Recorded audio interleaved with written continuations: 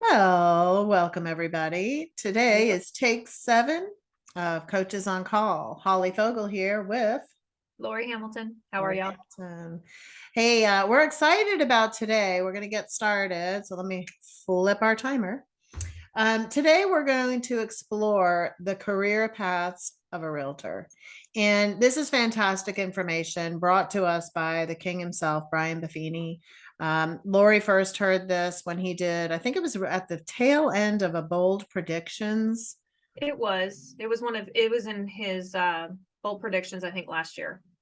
So right at the tail end, he took us all through the career paths and the journey that we all go through and the different levels and different stages of being a realtor. And it really resonated with Lori and I. That's why we wanted to kind of go down this path before we really start moving these calls toward more lead generation, conversion, client care, and such. But I felt like it was a good starting point because everyone after today is going to be able to place themselves in one of 4 stages. So it's pretty exciting. I loved it. It really resonated with the two of us, and we're happy to share it today. So I'm going to go ahead and let Lori there's 4 different paths that you're going to be on in your journey. And Lori really spends a lot of time in the first path. So why don't you just tell us the name of the paths, and then let's spend a little bit of time in that first level because that's kind of your wheelhouse. So why don't you Yeah. take it over, Lori? Okay, cool. Yeah. So the first level is called the licensee level. Okay. What is that? That's as far as if you're looking at income, it's licensees that are producing about $100,000 and under. Okay, so Okay. 0 to 100, you're 0 to pretty much 100. a licensee.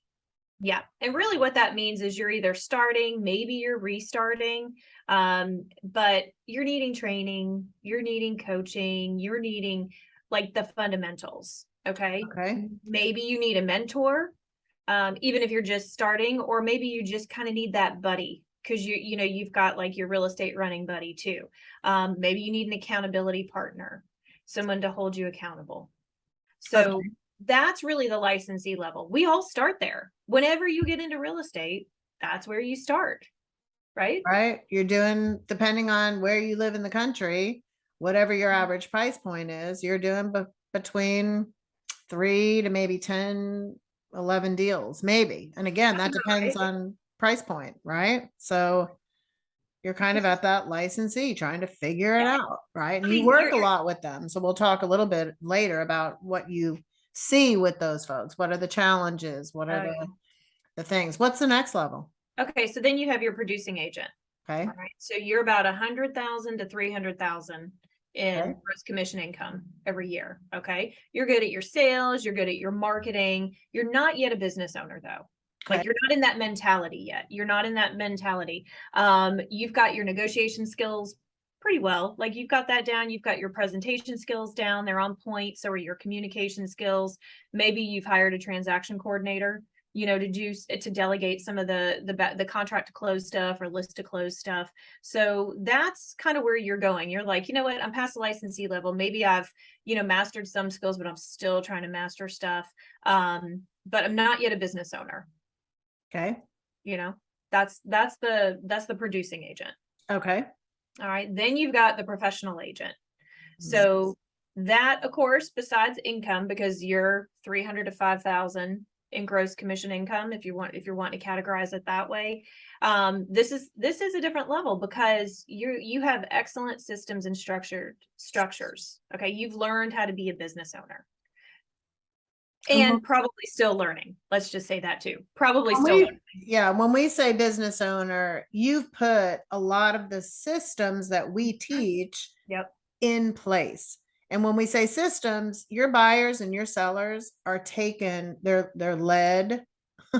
We're leading, guiding, and protecting our buyers and sellers through a high quality system. So everyone's getting that same level of care Mm-hmm. because we put in the systems to make sure nothing falls through the cracks. We've got that down. And when we talked last time about the pricing, changes that we're going through, and we said this is a professionals market that we're moving to, it's because you have a lot of experience and knowledge underneath your belt and your communication skills are at that little slightly higher level than you're going to see at folks that are still figuring it out. Exactly. Exactly. And and then on top of all that, you've got high income security. So that's really that professional agent level. And then after that, you move into an industry leader. Okay. That can kind of be maybe a team, maybe a brokerage, but really and truly, gross commission income, 500,000 and up. You're more moving on, like you said, big picture. You're developing more leadership skills. You're giving back to the community and the industry. You're more into mentorships, mentoring other people in the real estate community. Maybe looking at other things to add to your business, starting other little businesses that go along in this industry. That's what an industry leader is doing. So those would be the 4 levels. I like it. So it's Yeah. kind of fun because even right out of the gate, before we even get into some of the details, the nitty gritty of each level, if you just looked at income, people now listening can kind of self-select where they feel they are. Maybe they're at that 75,000 mark, and it doesn't mean that it's year one. Some Right. people stay at 40, 50,000, that licensee level year after year after year, because perhaps they don't have some of the things like that you do with people, or they haven't really been fed a pathway to grow in. And I mean, luckily that's what we do. And Right. we're fortunate to work with folks and have this plan that we can lay out. But just because you've been in business for a long time doesn't mean that you've ever moved to a different level. 3 to 4 or 5 deals a year doesn't mean you're that competent. So when people are like, I've been in this business for 20 years, if you're doing 2 or 3 deals a year, that doesn't mean anything. That doesn't mean anything to me. Length of time that you've been able to survive is not the same as thriving and actually moving to different career paths, if that's what you choose. Not that there's anything wrong with just doing a couple of deals a year. Some people are choosing that, and that's fine. Right. But sometimes people don't even realize that there's a lot of other paths that they can work toward, aspire toward. Right. That's what we want to talk about. Because I think what happens, what this made clear to me, because I tend to see, and I know you do, you sometimes see frustration with agents where they're like, oh, I set a goal and I really wanted to make $300,000 this year, and okay, great, here for it, want to help you. But like, was that realistic? I mean, were there skills there? Were there things they really needed to master? Did they really have the will to dedicate, to implement and put things in place to really get to that goal? So I think, as we kind of talked about before we, actually kind of recorded today, these are guidelines, but this gives you kind of a path and something to almost measure by.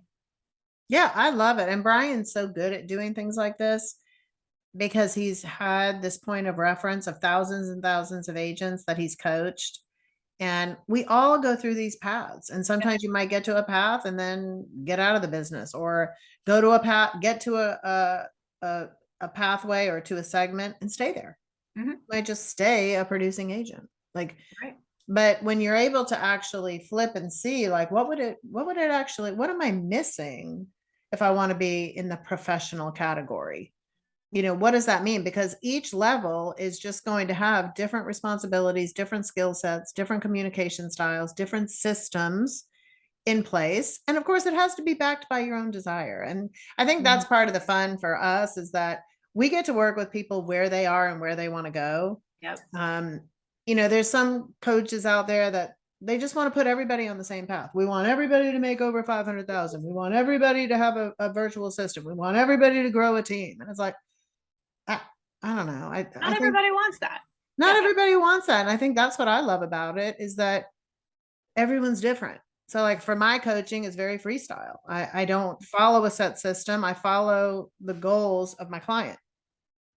But the most important thing is that they do the self-assessment, which we're going to give everybody, where you can grade yourself on 12 areas of your business and kind of see where you need some help. It's a great tool. But then it's not just analyzing where people are, it's where do they want to go? Because I'm not going to show people how to build a team, how to how to systemize this, and this if they never want to get there? Right. And sometimes people don't know where they want to go until they get their feet wet to see how good am I at this? How comfortable? How long is it going to take me to master? Where are my natural born skills and where do I really have to work? See, a lot of people don't look at their strengths and weaknesses to really analyze, like, wow, this is really a weakness. Like, I need to improve on this. And then they don't capitalize on their strengths because they don't have anybody helping them figure out where's your good points, where's your strong points, where's your weak points. And before I throw it back to you, I do just want to reference one guy that I interviewed. And for me, even after a coach for several years, it was kind of an aha moment. And even when I just said that, this came from this guy, Mark. He was new in the industry, and I interviewed him about doing open houses. Mm-hmm. And he was a youth pastor. And so he was used to being in front of people, and he was good in front of people.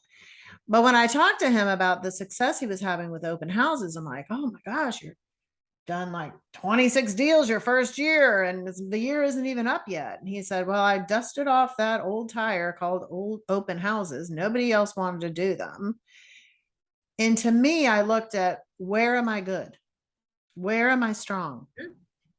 I'm strong in front of people. I'm strong at connecting, building rapport, reading people. Like, I already knew that that was such a strength of mine. Why would I go and buy Zillow leads? Why would I go and send emails? Why would I send text messages when I already know that I am dynamite in front of people? So I just needed to get in front of people. So I just started doing open houses every time I could, every chance I could get. I did an open house and I grew my business unbelievable in the first year. And that's the thing that people need to look at. Where are you already strong? Where does it already make sense?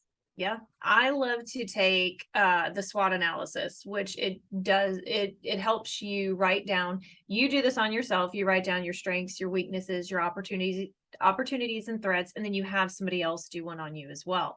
And the goal is to take what you're good at, your strengths, and marry them with your opportunities.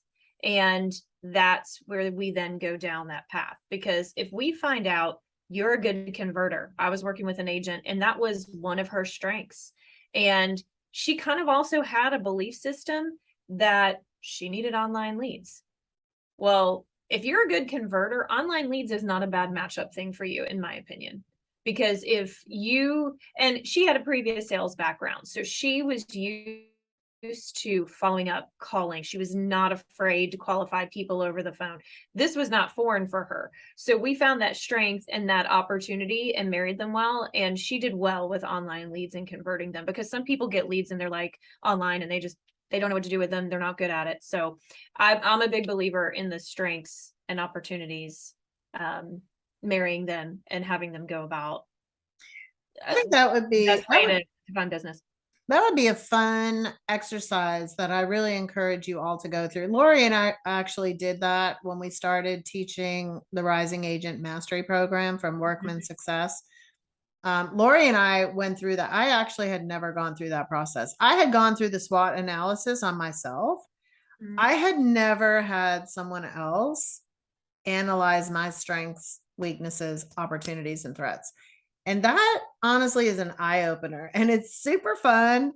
It's a great way because you might have strengths that you didn't even realize was considered a strength.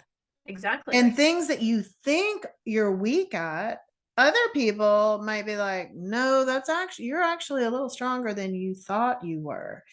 So I love that exercise. I'm so glad that you brought that up. That's another great, tool and resource that we're happy to provide with y'all. So, and anybody can do that SWOT analysis on you. It can be a family member, it can be a friend. It does not have to be another colleague. It doesn't. No, I mean, in fact, they recommend doing it. You do it on yourself and then have two others do the SWOT analysis on you. And that's interesting. It's interesting to get those. It's a great self-discovery tool, and also it helps you discover other people seeing your strengths you never knew you had or never thought you had. I love that. I know. So let's dive into these levels. Yeah. we're going to end kind of giving you some direction depending on what level you're in.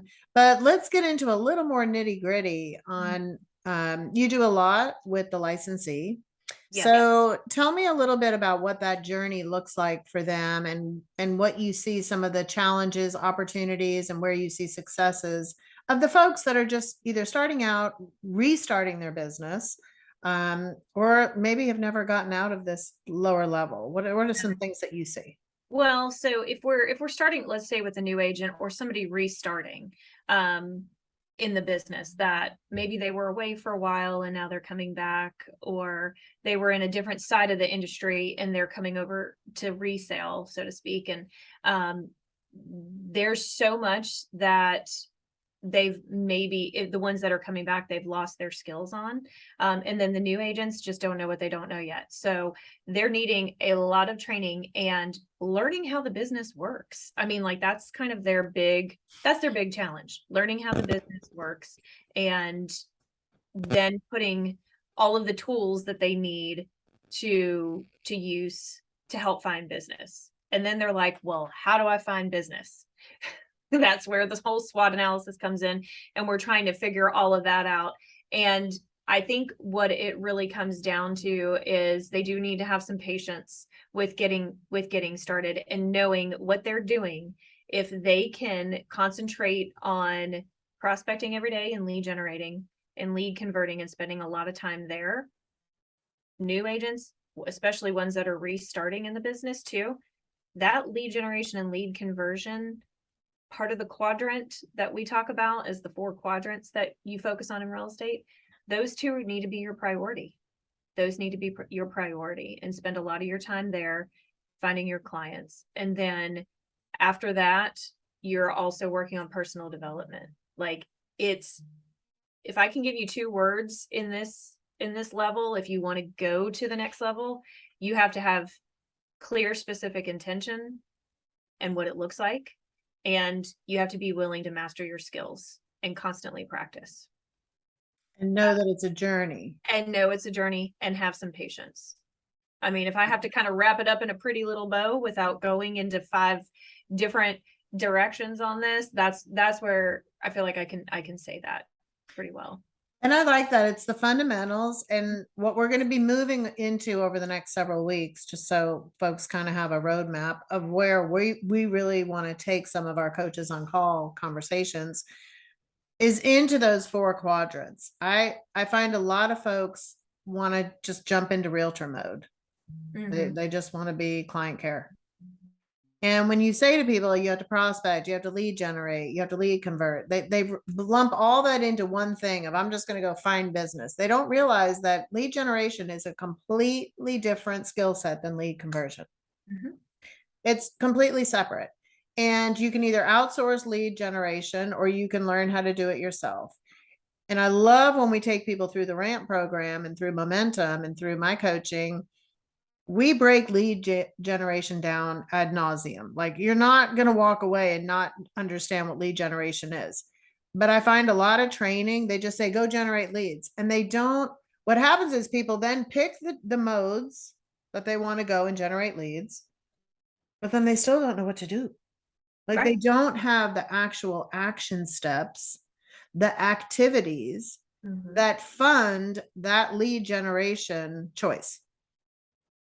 And they also don't understand what skill sets they need to then move into the second quadrant, which is, how do I convert the lead that I just generated? So there's a lot of eye-opening that happens when I teach my generating the lead is the easy part class. Because a lot of people just lump it all into one thing, and they're 2 completely different skill sets. And one, you can actually outsource. You can outsource lead generation. Those are the people that are Zillow buyers, realtor.com buyers, OpCity. You are outsourcing lead generation. What is very difficult to outsource, which doesn't usually work very well, is the conversion. And conversion has nothing to do really yet with demonstrating your ability as a realtor. Conversion is demonstrating how well you can build rapport, establish needs, wants, undesirables, figure out level of motivation, time frame, and then get their buying power established. All of that is where the attraction occurs between that person deciding that, yeah, they want to work with you. So I'm not big on ISAs, and I know a lot of big teams have that, but I don't feel that people, when it comes to their biggest investment, want to be pawned from person to person to person. We say that it's all about the relationship, and then we try to get rid of as much about the relationship as possible. And I think that's where a lot of folks, I don't know, maybe it hinders your referral business. It's not that you can't, and none of it's finite. So I don't mean it like that, but I think people need to understand what's a money making opportunity, what's a rapport building, what's a relationship building activity that's going to fund your business well into the future in the likes of repeat and referrals versus being a transaction person, that one and done, who's next, which is also a very fine business model. I think you just have to look inward. And that's why it's so important to have coaches that, or accountability partners, or a good broker that can kind of lay out, what makes sense for you. And I think the other thing you touched on is being super, super proactive and intentional versus spontaneous and reactive, which is where most 90% of the realtors live, in the spontaneous and reactive mode. Yeah. They multitask, they're not following a point system. They're just kind of winging it. We're winging it. I mean, it's frustrating. It is, but for them. It is frustrating for them. And I think because they just don't, some of them just, especially at that licensee level, they're not taught any different. I think once I know when I was taught being more proactive and intentional and how to structure your day, and just made the biggest difference. It was like, let's be specific and let's intentionally figure out how we're going to get there. And it wasn't just me deciding and trying to figure that out. It was somebody else helping me. And I think that is, I mean, if you've got a mentor, if you've got somebody or a coach that can help you plan that out and figure out what your intentions are, and being more proactive and looking at the activities that will make you more proactive, that will be a game changer for you. Yeah. And it's funny because this isn't hard. Like, being a realtor isn't hard, really. If you look at what's all involved, it's not hard. I think we come into the mindset, ooh, I get flexibility, I get freedom, I'm my own boss, all the things that are the other end of that knife. It's a double-edged sword.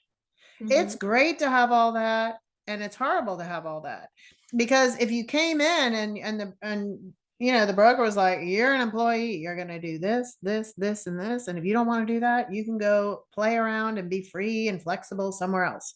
But we're going to lay out exactly what you have to do. You're going to treat it like a job, and you're going to be extremely successful. It would be, I mean, honestly, you have to look at it as, I'm being hired to do a job, and you're going to have a really big paycheck if you'll just do what I can remember Susan saying that. Like, she would come in, she came into a class, and I mean, I can't help but commend her, because I'd have her come into my trainings. I'm like, Susan, tell everybody, what it's, how you got to be so successful, this and that. And she goes, well, there's two things. One, I use this like a phone, not like anything else. And two, I have a coach and I do what I'm told. Whatever they tell me to do, I do. I'm like, okay, it's got to be harder than that. She's like, no, it really isn't. Yeah.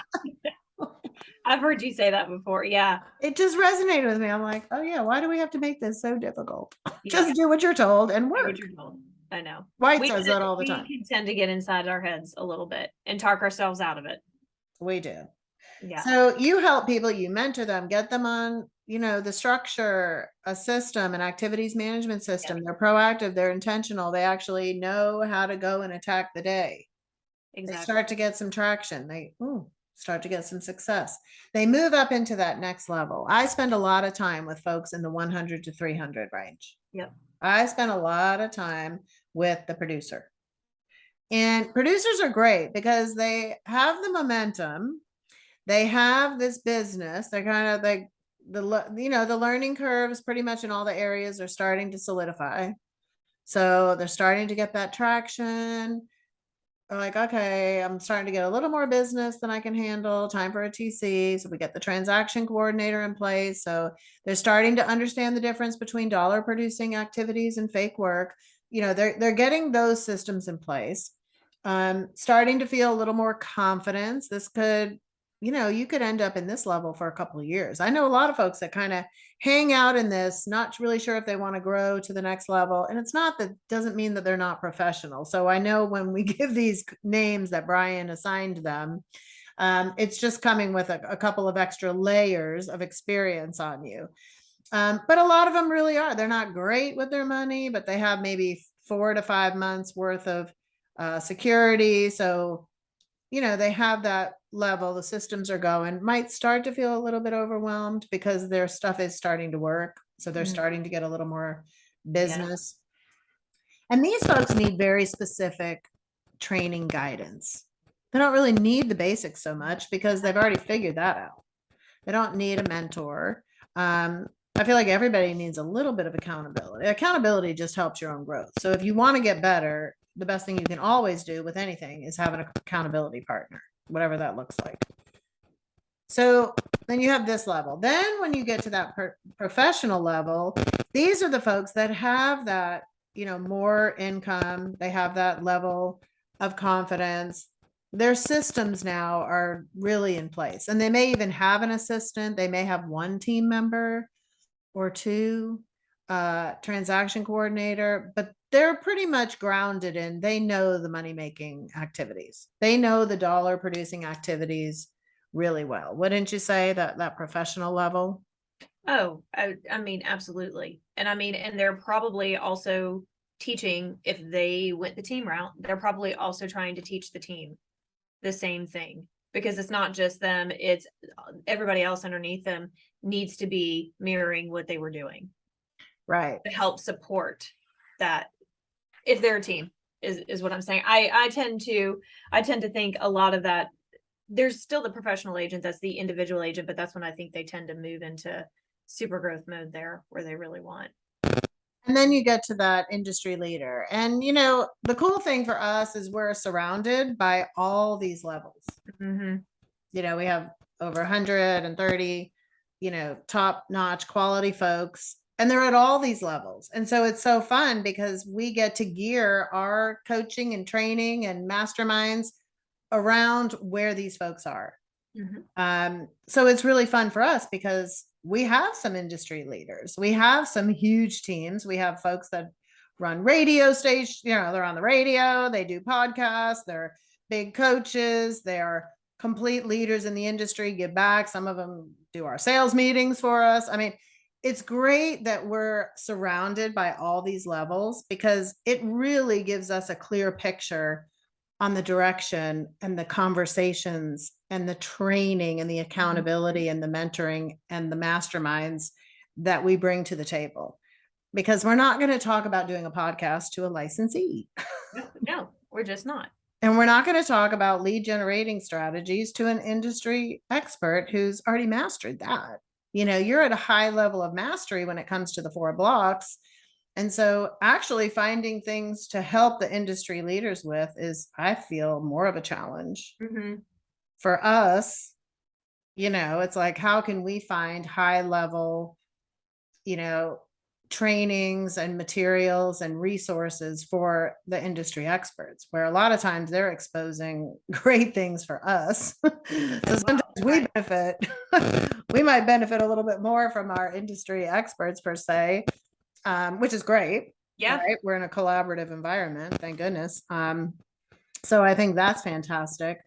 But it is interesting how we can, you know, talk to folks based off where they are. So I think just putting this information out there is going to help all the agents figure out, wow, I am at the licensee level.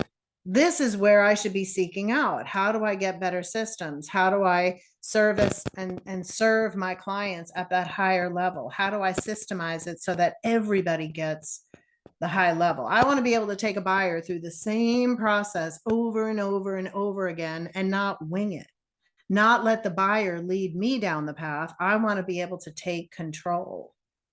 And it's just a whole process of learning all that and being open to learning that.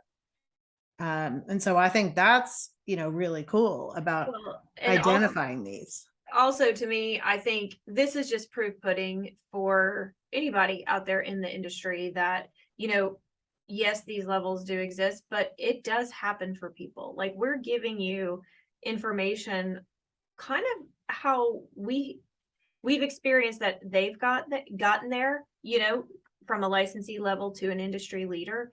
Like, this is proof pudding that what we're saying are proven systems, and if you do put them in place, they work. That they're not just, it's not just these folks at the industry leader level got a lucky break. They did work hard. You just don't start day one and go, okay, well, I'm going to be there next year. This is, you're working through it. You're in the trenches, you're learning, you're growing. There's commitments you have to make to yourself that, if shown the right way and you have people help leading and guiding you, you will get there.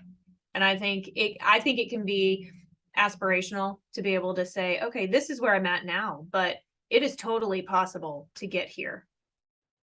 I think it also lays out where where all of you need to seek out the training, the accountability, the coaching, all of that, the mentoring at the level that you're at. And just be okay where you are, embrace where you are. Like, I love when folks are new and they're excited and they're enthusiastic and they're just like learning, magnets. I can't wait. What's the next thing I need to learn? But they're also willing to step into the fear. We're going to talk a lot about fear and how, that can really hold you back, and how to counteract that. Going through that ULA framework that I went through taught me accelerators and blockers. And it was one of the best things, because every accelerator will overcome a blocker. There's 7 blockers and there's 7 accelerators. So bringing that in now from a life coaching into the business coaching aspect has been tremendous, because these are tools that you can use that we all need to use. We're all going to experience fear. We're all going to experience anger. We're all going to experience these things, but to have a strategy to be able to overcome it is huge. And it's just, I think it's empowering. And like you said, very aspirational to have it all laid out and just be okay where you're at, and then pick your path, and then pick your tools and your resources. So as we like to always wrap up, we want to give some takeaways. So we thought what we would do is, for each level, just kind of give you a tip or two on where you can find, what would make sense to help you through the level that you're at, and maybe a little guidance on where to look to get to the next level. So why don't you go ahead and take that first level? When you're a licensee, what are some tips that you can give some folks just starting out? Where can they get help? Other than what I said, I think it's important to have support there. Like, you're at that licensee level. At times you're still on that roller coaster.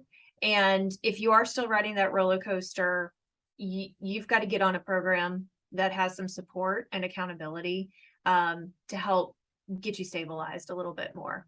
Okay. I know the 0 to 100,000 mark is, making 100,000 is still decent money, of course, but it can still be a roller coaster at that level. And if you've got somebody there that's got your back, and you feel like somebody that that tells you keep going, because I find, if I'm going to wrap it all up into that, it's the support that you need on all levels. I love it. Yeah. Next level find your support. Find your support. Love it. So when you're in the producer level, I'll kind of take that one. You've kind of figured it out. I mean, you're having a level of success. I find a lot of agents at this level are the ones that are like, oh my God, I'm so stressed out.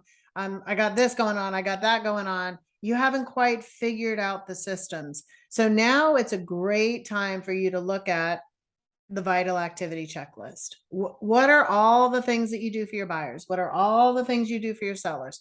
What are all the things you do for lead generation? What does your conversion system look like? So I find that this level is where you're really analyzing. And I find a lot of people like this. They're doing great, but they're winging it, even at the great level. They haven't put these systems in place. So they're approaching, or could approach, burnout. This is where I see most of the burnout, because they haven't really learned how to delegate too much. They want to put their toe in, but they're still kind of, I don't know, I'm kind of a control freak. I don't know what I want to give up. So I think at this level, look at some teams, like look at some people a little bit above you. Of course, get look for training on systems. Like that's what I loved about Momentum. Momentum was all about how to run your business smoothly, right? I find Buffini is it's some systems, but a lot of it is, it's notes, calls, pop buys. It's those kind of Yeah. same things, which is still fine. What I like about the Momentum training and some of the workmen is now we're going to show you like the systems to put in place. So you're really trying to look at those systems, get your money, keep your money under control and all that kind of stuff. So that's what I would say for that producing level. What do you Yeah. think about the professional level? I think the professional level, if you're I like how you said with systems, get some systems in place for the producing. Now it's kind of like operational excellence and full on kind of delegation. And if you're doing a team route in that area, the professional agent level, I think it's really about, I just lost my train of thought. No, it's okay. It happens. So operational excellence. Oh, managing people and learning people. That's what I was going to say. Yeah. Like I really do. And also not, if you're still a professional agent and you're just an individual agent, maybe you've got a full on assistant or two assistants. You're still having to manage personalities. I think you're then looking at true business ownership and emotional intelligence and learning people at that level. Yeah, that's a great point. Really studying other people. And a lot of folks that get into this business have never been in a business ownership position or a management role. That's true. So if you're going to take that leap, you owe that responsibility to make sure you do that training, entree leadership, all that stuff. Look to those people, Simon Sinek, Dave Ramsey, all these folks, Tom Ferry. I mean, all the coaches, we're like serial students. So we're constantly out scouring, learning and growing. So I think staying learning based and open-minded is really, really important. Oh yeah. Sure. And then I think, go ahead. No, go ahead. Okay. And then when you get to the industry leader, I think that's when you are really looking to expand your reach. Now you're kind of moving to that legacy mode where it's less about you individually and it's more about the community, the impact that your team or your business is actually providing in the community, not only clients and people, but our industry as a whole, the realtors, and just the real estate industry and home ownership, and really becoming that educator and that advocate for home ownership. I do too. I mean, I think about you get involved in levels of, GAR, Georgia Association of Realtors, National Association of Realtors, all of that. You may get involved more in public office roles, that type of thing. Yeah, doing classes yourself or, being a speaker or whatever it is. I mean, when you get to that level, it's great to be able to give back and share your knowledge and how you got there, and it inspires other people. It does. So I love this. I hope that y'all will just kind of let us know where you are. Where are you in your path? And what resources are you tapping into? The more you share here in this page, the more everybody benefits. So we're really excited to be able to bring this to you. I hope you enjoyed the career paths of the real estate agent. Thank you, Brian Buffini, for sharing light.